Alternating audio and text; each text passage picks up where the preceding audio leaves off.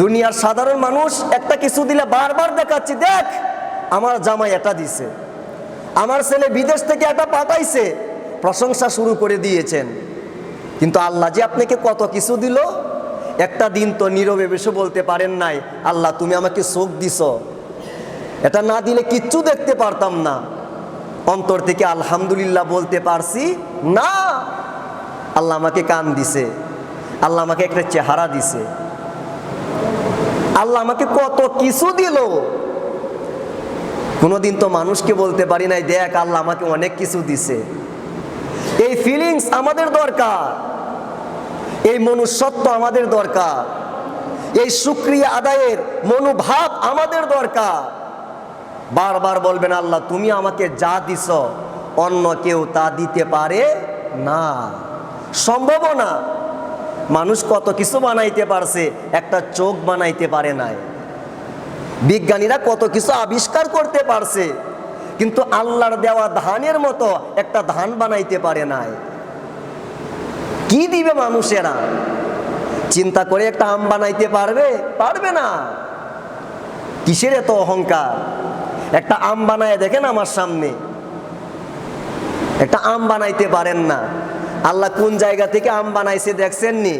শক্ত কাঠ, শক্ত, সেখান থেকে আল্লাহ পাক যে আমটা বের করছেন সেটা কি শক্ত না?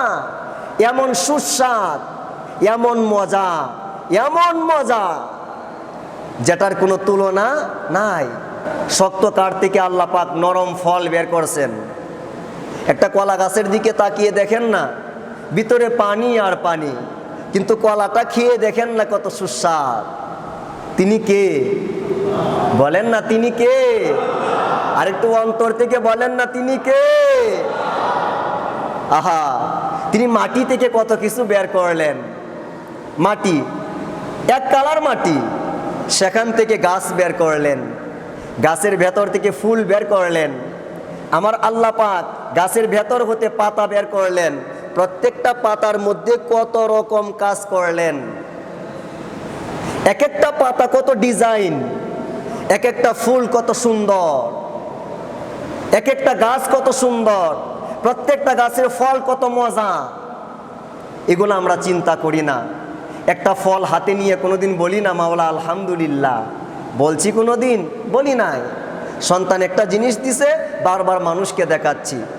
বিদেশ থেকে কেউ আমাকে কোনো কিছু পাঠাইলো, বারবার মানুষের সামনে তুলে ধরতেছি।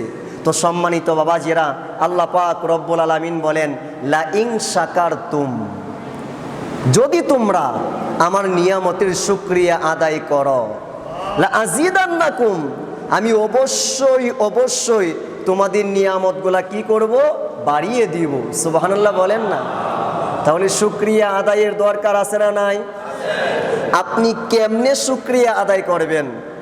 এই সিস্টেমটা যিনি আমাদেরকে বলে দিয়েছেন তিনি মুহাম্মাদুর, বলেন তিনি মুহাম্মাদুর, মহব্বতের সাথে বলেন না মুহাম্মাদুর রাসূলুল্লাহ সাল্লাল্লাহু আলাইহি ওয়া আলিহি ওয়াসাল্লাম। আল্লাহ পাক বলেছেন শুকরিয়া আদায় করো। সিস্টেমটা কে বলে দিবে? মুহাম্মাদুর রাসূলুল্লাহ। পদ্ধতি বলে দিবেন মুহাম্মাদুর রাসূলুল্লাহ, শিখিয়ে দিবেন মুহাম্মাদুর রাসূলুল্লাহ।